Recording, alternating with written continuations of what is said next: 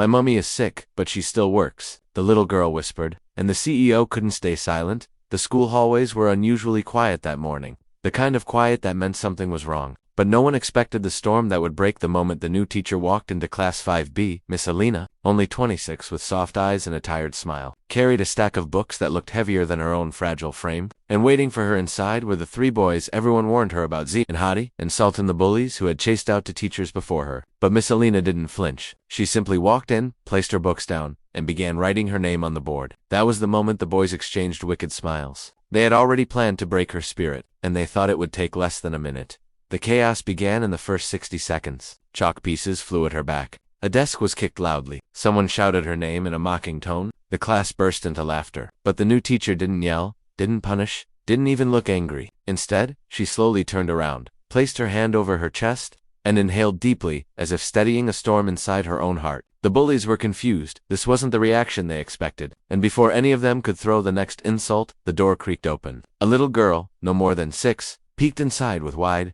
teary eyes. "Mommy," the child whispered. The entire class fell silent. Everyone froze, including the bullies, when the little girl ran straight into Miss Alina's arms. The teacher dropped to her knees and hugged her tightly. But the class could see something else. Pain flickered across her face, the kind that wasn't caused by kids misbehaving. The girl tugged her mother's sleeve and whispered, just loud enough for the front row to hear, "Mommy, are you okay? You look pale again." Miss Alina tried to smile. "I'm fine, baby. Go wait in the office, okay?" The girl nodded and left, but not before giving the mischievous boys a confused, worried look. The class finally realized something. Their new teacher wasn't just tired, she was sick. But the truth came out later that afternoon, and not from Miss Alina. The school had unexpected visitors, 2 sharply dressed men, and a tall, an intimidating figure who looked like he walked straight out of a business meeting. His presence filled the hallway. He didn't look like a parent. He looked like someone who owned half the city. And in fact, he did. This was CEO Zarak Ahmed, one of the most feared and respected businessmen in the region. Rumors spread like wildfire. "He's here for that little girl."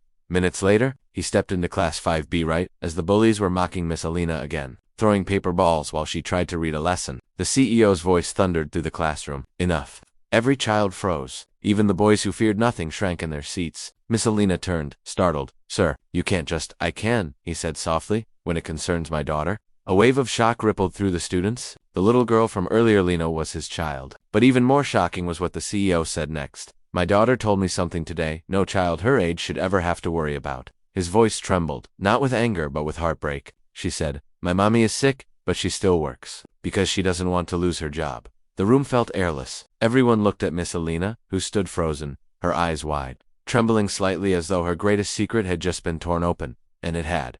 For months. She had been fighting a chronic illness in silence. She needed treatment, rest, medication, but she couldn't afford to stop working. The students had never known. The bullies had never imagined the woman they were tormenting was battling a war inside her own body. Zarek stepped closer and spoke gently. "You should never have had to hide this."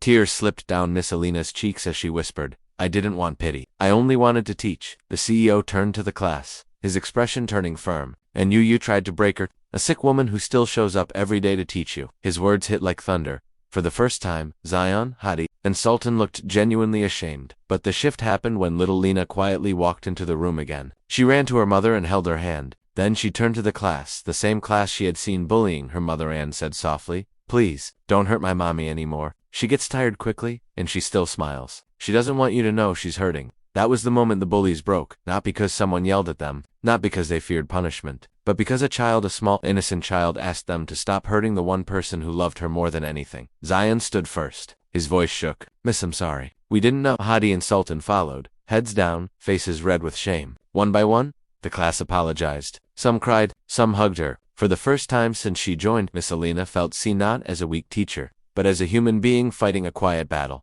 But the biggest change came from the CEO. He stayed after class, sat with Miss Alina, and said firmly, "You won't lose your job. You'll take paid leave. I'll handle the treatment costs. You've raised my daughter with kindness and love. Let me repay even a fraction of that."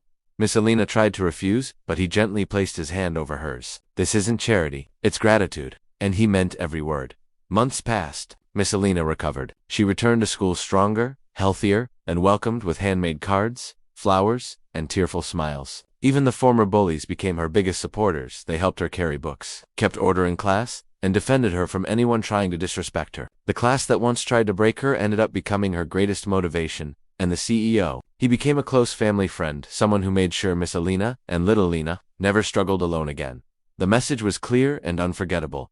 You never know the battles someone is fighting. One act of kindness can heal. One cruel moment can destroy. Choose kindness always. And that's how a class of bullies, a struggling teacher, and a worried little girl changed each other's lives forever.